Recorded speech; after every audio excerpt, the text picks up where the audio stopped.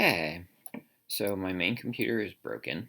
It's getting repaired. It's in the shop, which means I'm using this one. And I had some technical difficulties trying to record during the actual contest. Instead, I'll be walking through my solutions in a virtual contest as I often do. It's too bad because it was, I think, my best contest yet. First time I scored in the top 100.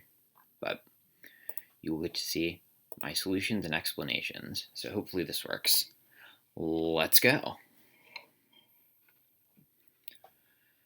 Okay, Biweekly Contest 113.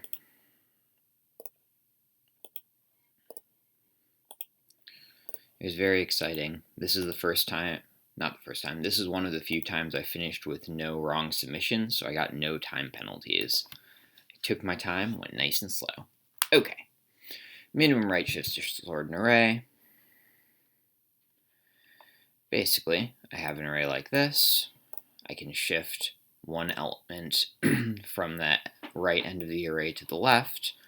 I would think of this as pop and unshift. See if it's sorted. Here it's not, here it is, so here I did it in 2. Here it's already sorted, I do it in 0. Here it's impossible to sort, so I return -1. This being the first question in a LeetCode contest, I don't really have to worry about constraints or time complexity, unless I'm doing something wildly inefficient. So I'm just going to go with this straightforward version. Check if the numbers are sorted. Again, there are O of n ways to do this, but I don't really need those. If they are, I return I, which starts at 0, right? Because I want to cover this case as 0, but put it inside the loop. So I do unshift of whatever I popped off the right. Again, try it again. This is going to be something like n squared log n. I could optimize, don't need to. If all of those failed, every right shift failed to work, then I will just return -1. So let's see, does it still work? Okay. Dun dun dun dun. Magic. Look how well I'm doing. Okay. Minimum array length after pair removals. I'm given 0 index sorted array, blah, blah, blah. I choose 2 indices.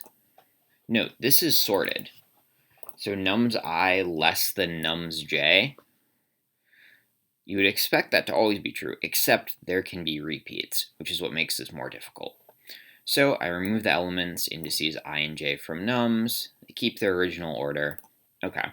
So I want to return the minimum number of nums, the minimum length, after I remove any number of pairs of elements, and it is non-decreasing order, not increasing because there can be repeats.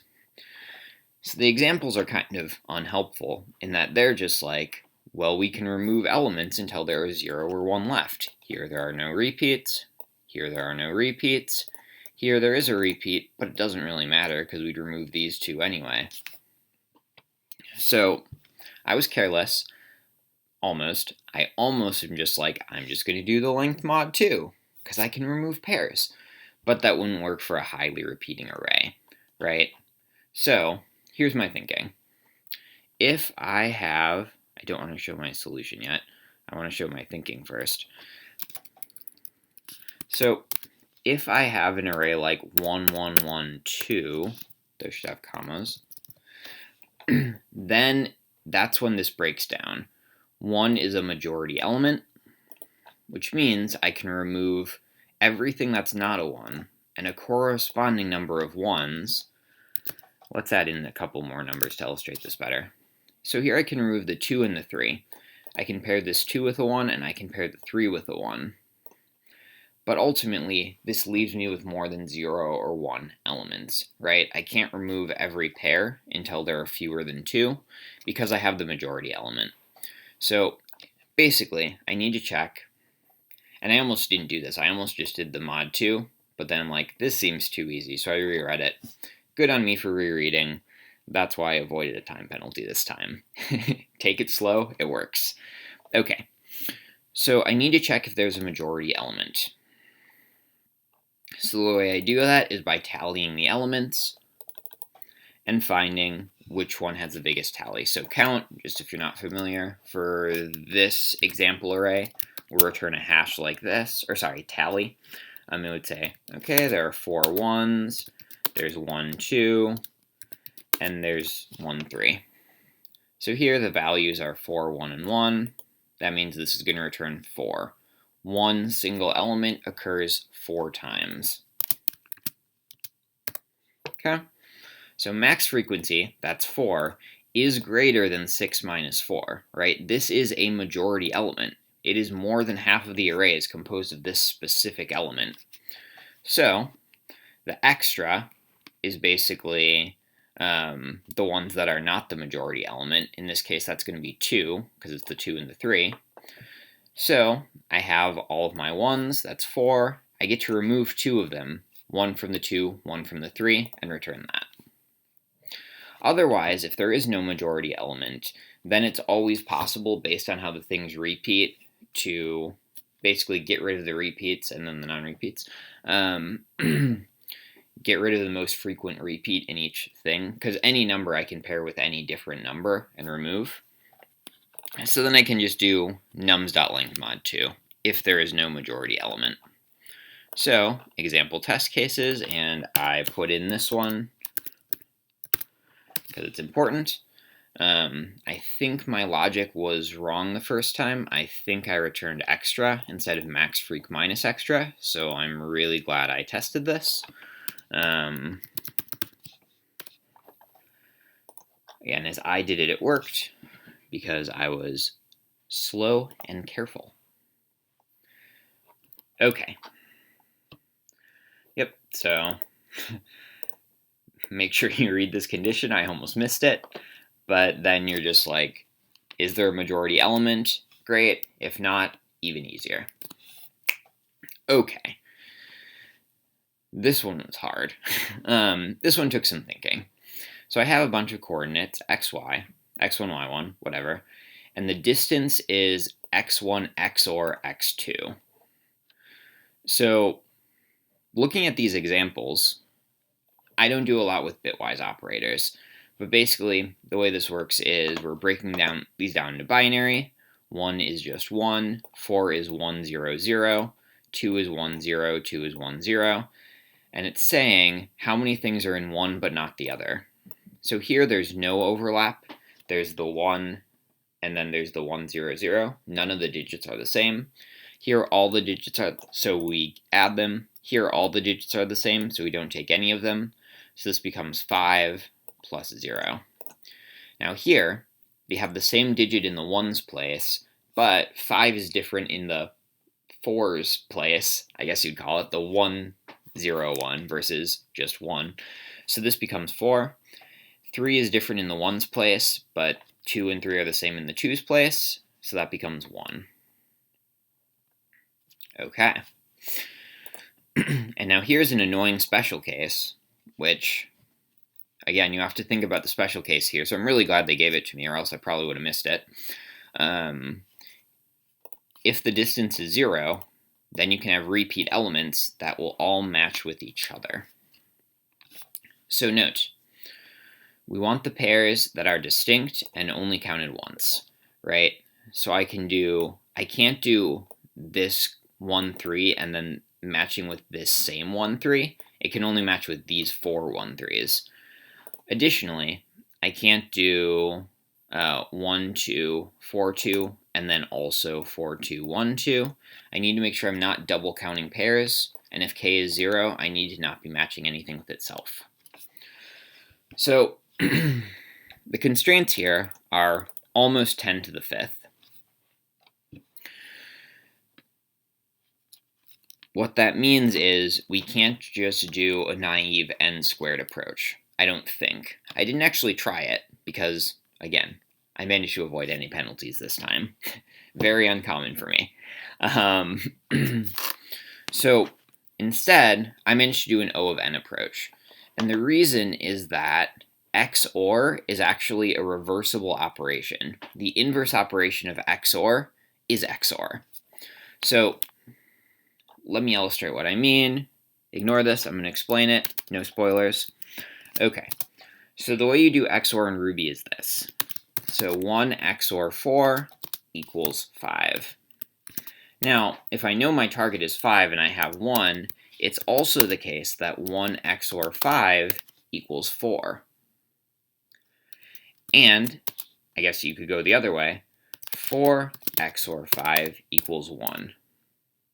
These form a triple, because this doesn't work with OR, doesn't work with AND, it does work with XOR. It's just saying, because it's exclusive, it's nice and reversible this way. Here, I know that none of them are in common, so it's going to get 5. Now, by definition, 5 has this thing that 1 has, but 4 doesn't. So that is going to get eliminated, but the thing that 4 has, but 1 doesn't, will not, so I get 4. Okay, so what this means is k only goes to 100. So, I know I can't get a negative distance for XOR, right? The distance can be anywhere 0 to k. So my basic strategy is I'm going to take 1, 2. I'm going to say, okay, let's make the x distance 0 and the y distance 5. That's a specific coordinate. 2 coordinates? Whatever. That's a specific coordinate pair. So I can check, does that exist and how common is it because repeats? Now what if I make x1 and y4? What if I make x2 and y3? What if I make x3 and y2, x4, y1, x5, y0? Now here I'm only checking at most 101 possibilities for each coordinate, which means this is going to be better than n squared. It's n times k, and k is a lot smaller than n in the worst case, so this will run better. So, start my total at 0. I'm not doing the built-in tally method, because if you try putting in something that doesn't exist, that doesn't work. I'm doing the slightly longer hash method, where I can default everything to a count of 0. So, put in each coordinate pair, and say, that exists this many times, this accounts for repeats. Okay, so now I'm going to compare each coordinate pair to see if there is the matching coordinate pair, everything from 0 to k. So I'm going to decompose to x and y. I'm going to say, okay, let's make the x difference 0, that's j, and then the y difference would be k. X difference is 1, y difference is k minus 1. So I'm seeing, does this thing occur in my array? That's going to be x XOR j, and then y XOR k minus j. Check all of those, and we'll get the total count. So there are 2 issues with this. This is the general thing I want, but the 2 issues are, first of all, as I mentioned here, in the specific case where k is 0, anything will match with itself. It will never match with itself if k is not 0, so this is only a concern if k is 0. But if that's the case, then every single element will match with itself. That means I have coordinates.length extra elements, right? So just if k is 0, then I want to eliminate everything from pairing with itself. Now the other issue with total is because this was a hash, and I didn't do this like, I guess I could have done this in a single loop, like done it in the same loop that I did this and this to avoid repeats. I didn't do that, so it doesn't avoid repeats. This counts every pair twice, right? It counts 1, 2, 4, 2, but also 4, 2, 1, 2. Doesn't work. Double count, divide by 2 to get rid of the double count. Okay? Again, this was kind of weird. I don't do a lot with bitwise operators. Really, the key insight here is that XOR is reversible. So I can figure out my target coordinate pair for every value 0 up to k, and then I can run this in n times k. Should be 2 and 10 is 2 and 10. I submit, and when I don't change my answer at all, it still runs. Okay. So I'm doing this and it's fun, but I want to make a note. Before you read this, my answer for this one actually is time limit exceeded about half the time. It's right on the edge of being fast enough. So I might have gotten lucky. Maybe when I run it this time, I'll get a 5-minute time penalty, even though I submit the exact same solution. We'll see. Okay. This looks more complicated than it is, but it looks kind of complicated. So I have a graph of n nodes. It would form a tree. that means there are n minus 1 connections. Every node is connected to all the other nodes, but there are no loops. Okay? Now this is directed, so I could, yeah, it would form a tree if the edges were bidirectional, because the specifics of what's connected mattered here. If they were bidirectional, we could make any of these a root. That being the case, with single directional, you can't. This can't be a root. 1 can't be a root, for example, because you can't go from 1 to 2. Okay. But if they were bidirectional, it would be a tree. That means they're all connected. There are no loops. So I have my edges like this. Not a super helpful format. I'm going to have to reformat that because I don't want to search through all the edges every time I'm doing an edge check. And basically, I want to see how many edges I have to reverse so that I can start at a given node and go to all the other nodes. So if I start at 0, I can't actually go anywhere. I have to reverse this edge. But once I reverse this edge, I can go from 0 to 2, to 1, or to 3. So I reverse one edge, I can go to everything.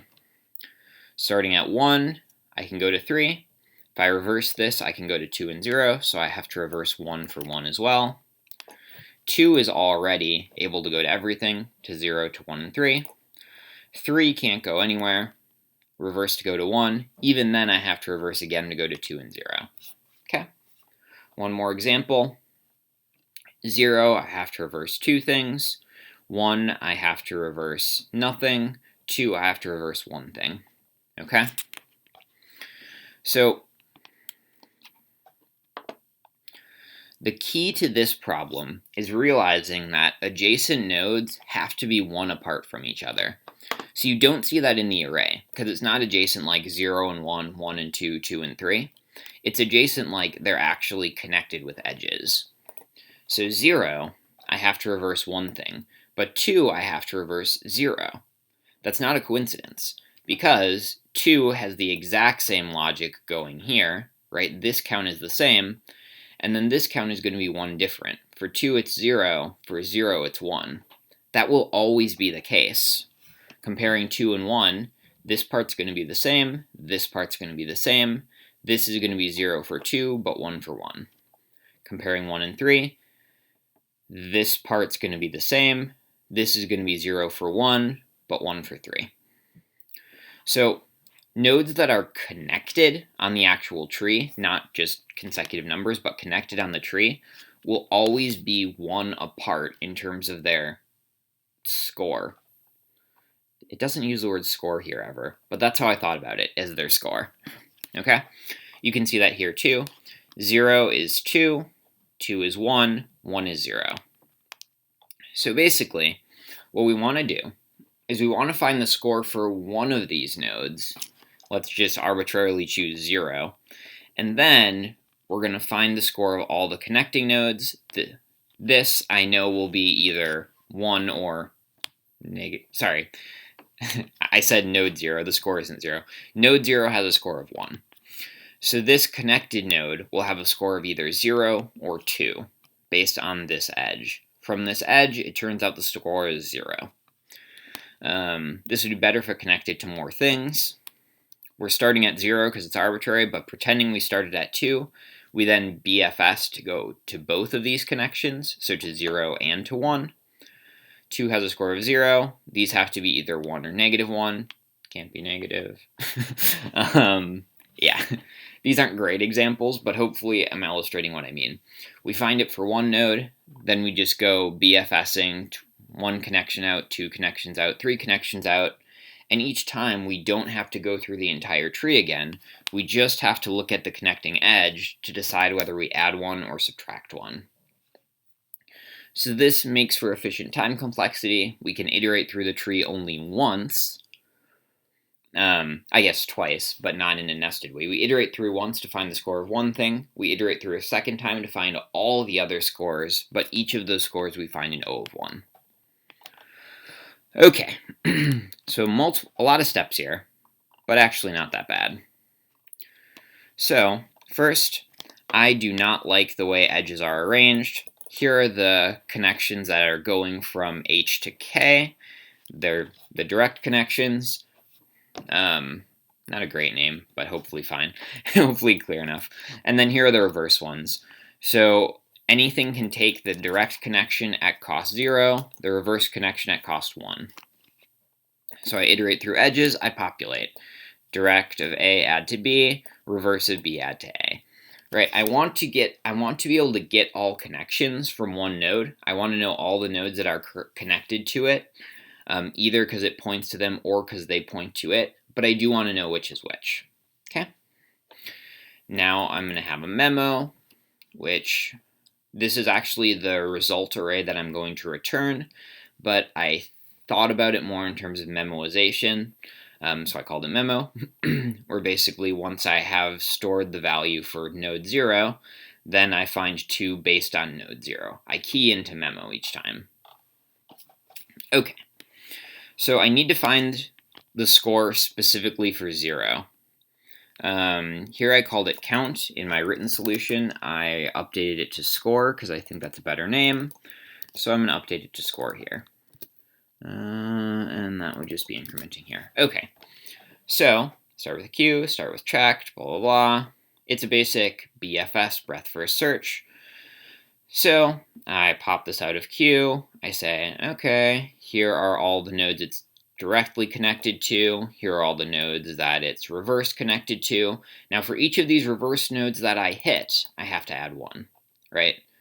Starting at 0, oh, I'm going to have to reverse this arrow. It's a reverse connection, so +1, +0, +0. Ultimate score of 1 once I run out of nodes in my queue, and I store that in memo. Okay, so when I'm going through the rest of the nodes, I need to know not only the node value, but also the previous node. So the way I did it, I kind of built this out. I kind of did this logic twice a little bit. It's not super dry. And in the written solution attached, you'll see I moved this inside the loop. But it's a little bit different. So I wanted to avoid like some if statement. And this was just the first thing that occurred to me in a timed environment. Sue me. So I'm starting with memo 0, and I want to get all the connections. So these connections will all have a previous node. Why does this not want to highlight? Okay, well, I'll have a previous node of 0, and then the new node is this current node. Here, it doesn't actually matter whether something's a direct connection or a reverse connection, in the sense that it goes to the queue either way. Where it matters is here. So decompose, here's the previous and current node, add it to checked, so I'm not going backwards. And now here, I want to find out, was this a direct connection, or was this a reverse connection? If it's a direct connection, then I'm going to have to reverse it from current node, right? It was direct for previous, that means it's reverse for current, or for node. So I'm going to have to reverse it for node, that means I'm going to add 1. If instead it is not a direct connection, it's a reverse connection, that means I had to reverse it for previous, but I don't have to reverse it for node, the current one, so I can subtract 1 from what the value of previous was. Again, this is why I'm thinking about it as a memo, because it's just whatever the stored thing is. Now again, I'm going to add my direct nodes and my reverse nodes unless they've been checked. And this should take me to the end of the tree. I've gone through the entire tree. I've now created my entire memo object. And now I can just return memo. It's not only a memo, it's also an array in the exact form I want to return. So this will pass the examples. Now, on LeetCode currently, they changed, okay, they didn't change this. 50,000 was the coordinates thing. So, again, I've tested this 6 times. 3 of them it submits successfully. 3 of them it's time limit exceeded. So, we'll see if I get a penalty this time. I did not the first time I did it. But it's basically down to luck. Woo! Okay, the LeetCode gods were nice to me. So, let's see how I did. And how I compare with DT Cullah, who finished in the top 100 for the first time ever. Woo woo! My score is actually not that far off. Okay, So here, 17. Man, it is so much easier to do this contest when you already have all the solutions, even if you're explaining all of them. So here's my virtual rank, top 0.1%. Wow. But oh right, he's not there yet. I have to wait 10 minutes. My actual rank was 96 in this contest. Very exciting. But yeah, this was Biweekly Contest 113. I finished in about 36 minutes and something seconds, I want to say. Ultimately to...